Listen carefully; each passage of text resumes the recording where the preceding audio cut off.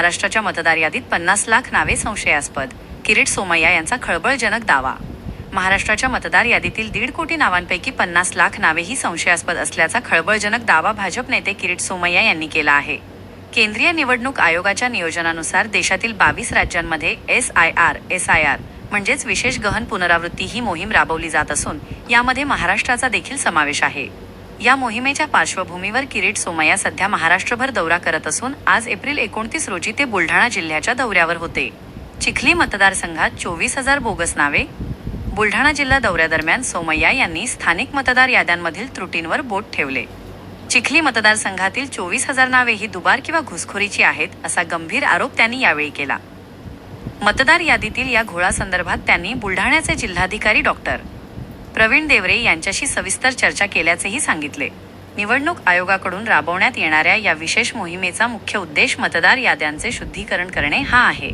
दुबार नावे वगळणे, एकापेक्षा जास्त ठिकाणी नोंदणी असलेली नावे शोधणे, घुसखोरी रोखणे, संशयास्पद किंवा चुकीच्या पद्धतीने समाविष्ट झालेल्या नावांची पडताळणी करणे, पारदर्शकता, आगामी निवडणुकांसाठी अचूक मतदार यादी तयार करणे.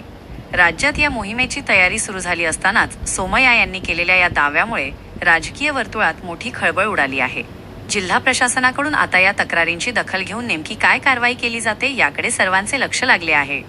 सर, आज तुम्ही जिल्हाधिकारी कार्यालयात बैठक घेतली आहे, काय नेमकं SIR महाराष्ट्रात सुरू होत आहे त्याचा आधीची तयारी झालेली आहे.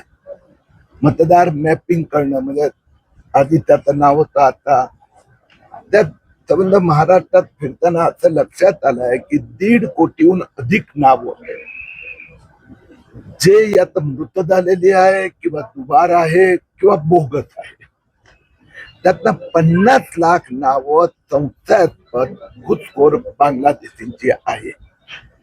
इथे आज एक नमुना म्हणून आम्ही चिखली मतदारसंघाची 24,000 नावं अशी दिलेली आहेत की दुबार आहे किंवा घुसखोर आहे.